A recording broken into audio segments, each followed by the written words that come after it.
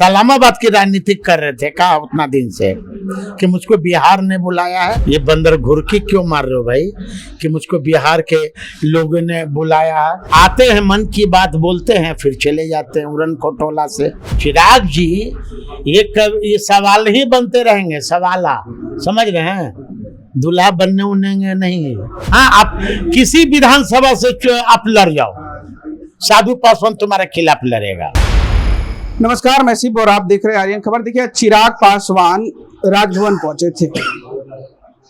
रामविलास पासवान की जयंती है, उस जयंती को लेकर राज्यपाल से मिलने के लिए चिराग पासवान राजभवन पहुंचे थे और वहीं मीडिया से बातचीत करते हुए महागठबंधन पर तीखी प्रतिक्रिया दी है। कुछ इसी विषय पर आज हमारे साथ चर्चा करने के लिए मौजूद हैं अनिल उर्फ साधु पासवान जी, जो चिराग पासवान के बहनोई हैं और काफी नजदीकी से चिराग पासवान को जानते हैं और समझते हैं। नमस्कार सर। जी नमस्कार सर, चिराग पासवान कह रहे हैं कि आरजेडी है जो चुनावी हार का रिहर्सल कर रही है और उनको मालूम है नवंबर का नतीजा क्या आने वाला है, वो तैयारी कर रहे हैं आरजेडी। देखिए, चिराग जी को अभी पता नहीं है। हम लोग का जो गठबंधन है सब फाइनल हो गया हमारे गठबंधन में। चिराग जी अपने गिरमान में जाके और एनडीए के लोग गिरबान में जाके कि अभी उनके यहाँ सिर्फ रबल हो रहा है एक दूसरे में।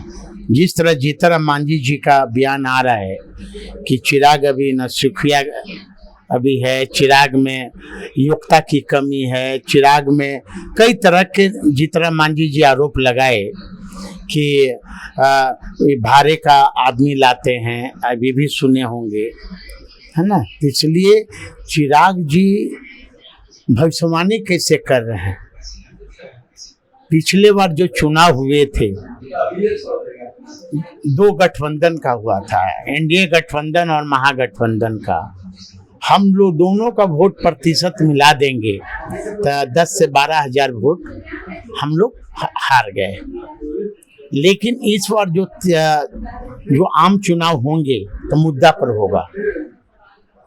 मुद्दा हमारा सार्वजनिक है, बिहार की जनता जान रही है कि जो चौकीदार हैं यानी देश के प्रधानमंत्री, बिहार में उन्होंने क्या क्या वादा किया, किसी से छिपा हुआ नहीं है, आपसे भी नहीं छिपा हुआ कि बिहार को विशेष राज्य का दर्जा देंगे, बिहार को 2 करोड़ युवाओं को नौकरी देंगे। कई तरह तरह के आते हैं, मन की बात बोलते हैं फिर चले जाते हैं उड़न खटोला से।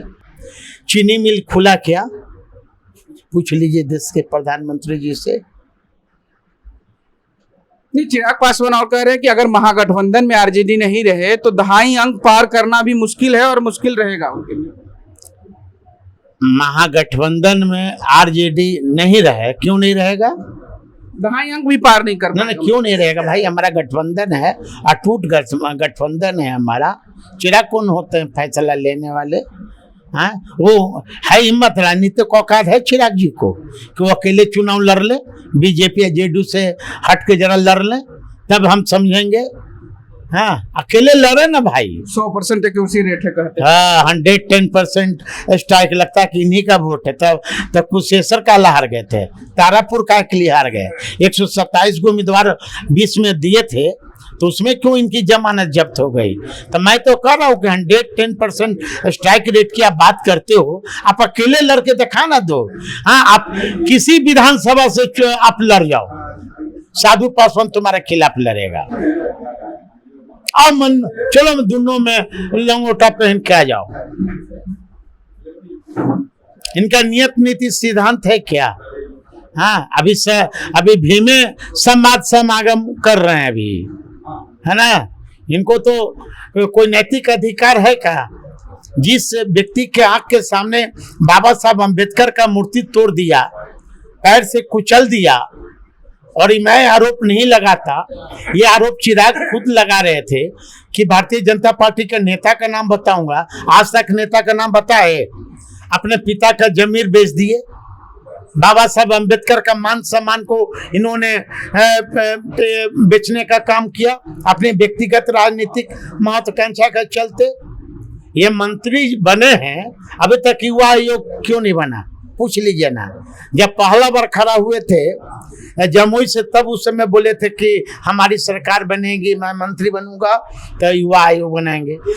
इससे अच्छा तो हमारे नेता तेजस्वी जी हैं कि डिप्टी सीएम की हैसियत से 5 लाख बिहार के सभी जाति धर्म के लोगों को नौकरी देने का काम किया। जहां तक राम राज की कुछ लोग बात करते हैं, हमारा पड़ोसी राज्य है उत्तर प्रदेश, वहां के भी लोगों को नौकरी मिला, वेस्ट बंगाल झारखंड के लोगों को भी नौकरी मिला। तो चिराग पासवान अपना अंदर झाके ना भाई। चिराग जी ये सवाल ही बनते रहेंगे, सवाला, समझ रहे हैं? दूल्हा बनने उनेंगे नहीं। अच्छा, मूल स्वरूप से मतलब चिराग पासवान कर रहे हैं कि एनडीए के मूल स्वरूप से महागठबंधन डरती है, तेजस्वी यादव डरते हैं, क्योंकि उपचुनाव में एक्यूरेसी रेट अच्छा रहा है एनडीए का। वो मूल स्वरूप है एनडीए का, अभी भी एनडीए मूल स्वरूप में है, महागठबंधन बिखर रहा है। भाई हम लोग किसी से डरने वाले हैं? जनता हम लोग के साथ है। आप पिछले बार देखिए ना भाई, मैं 20 का रिकॉर्ड उठा के दिखा रहा हूँ आपको, खुद आप समझदार हैं। हाँ, बीजेपी और एनडीए के कितना हेलीकॉप्टर घूम रहा था, देश के प्रधानमंत्री एक जगह रोड शो करना पड़ा उनको, फिर क्या हर्ष हुआ? 12,000 वोट से हम लोग आके पीछे ये हो गए। चिराग जी का अभी हार में हल्दी लगने उन्हें नहीं जा रहा है, जैसे पिछले बार जमानत जब्त हुआ ना इनका, हाँ इस बार भी होगा। खाली हिम्मत है तो ये अकेले चुनाव लड़के दिखा दे, है हिम्मत तब। चिराग पासवान के जीजा कह रहे थे कि चिराग पासवान को जनता की आशीर्वाद मिल चुका है, बहुजन भीम संवाद किए वहाँ पर राजगीर में जाके, भारी मत से मतलब जनता का आशीर्वाद मिला चिराग पासवान। बिहार में चिराग पासवान अभी चुनाव लड़ेंगे। ये भाई तो आपको कौन रोक रहा है? ये बंदर घुरकी क्यों मार रहे हो भाई? कि मुझको बिहार के लोगों ने बुलाया, बिहार के लोगों तो चिराग जी को न्योता देवे गया था कि चलिए बिहार। जमुई कहाँ है पूछिए, हाजीपुर कहाँ है पूछ लीजिए। इस्लामाबाद की राजनीति कर रहे थे कहा उतना दिन से कि मुझको बिहार ने बुलाया है? पहले तो आप ये फैसला कर लो ना। कभी कहते हो कि मैं मुख्यमंत्री का दावेदार हूँ, कभी कहते हो कि नीतीश कुमार के नेतृत्व में हम चुनाव लड़ेंगे। ठीक है, ये इनका नियत नीति सिद्धांत है कि नहीं? हाँ, पूछने लीजिए भाई चिराग जी से। नीतीश कुमार को जेल भेजवा रहे थे सृजन घोटाला के आरोप में, नीतीश कुमार को इलाज के लिए सलाह दे रहे थे, याद है ना? कि नीतीश कुमार के मानसिक संतुलन खो दिए हैं। चिराग जब उड़न खटोला से आते थे तो नीतीश कुमार को पानी पी पी कर गाली देते थे। और चिराग क्या कर रहे हैं? चिराग का जो स्टेटमेंट है, कभी इनके जो बिहार के प्रभारी हैं कभी कहते हैं कि शाहबाद से लड़ेंगे, इनका प्रवक्ता बोलता है कि जमुई से लड़ेंगे, इनका एक और प्रदेश अध्यक्ष बोलते हैं कि ये लड़ेंगे मोतिहारी से। कहाँ से लड़ेगा भाई?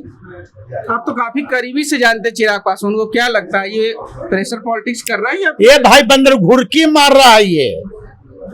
हाँ, याद है ताला चाबी लेकर इनके पिताजी घूमते थे, याद है कि नहीं? हाँ, बीजेपी भी जान गया इनके बारे में, जेडीयू भी जान गया है कि ज्यादा ये देखो ना तो ताला चाबी लेके घूमने लगेगा। इनको 20 से अधिक सीट मिलने नहीं जा रहा, 20 से 25। उसी में इनको संतुष्ट है, उसी में इनको संतुष्ट है। न तो ईडी, सीबीआई है ना, मोदी है मोदी। उनको जो 3 गो है ना घर जमाई लोग, तीनों इन पर लग जाएंगे। नक्षत्र बन के ये है, शनिचर ग्रह लगल है इन पर। चलिए, बहुत बहुत शुक्रिया। तो अभी आप सुन रहे थे साधु पासवान को, इन्होंने चिराग पासवान को लेकर सारी बातें बताई, किस तरीके से प्रेशर पॉलिटिक्स को लेकर बातें बताई। आपकी क्या प्रतिक्रिया वो हमें कमेंट में जरूर बताइएगा, और ऐसे ही तमाम खबरों से जुड़े रहने के लिए देखते रहे आर्यन खबर।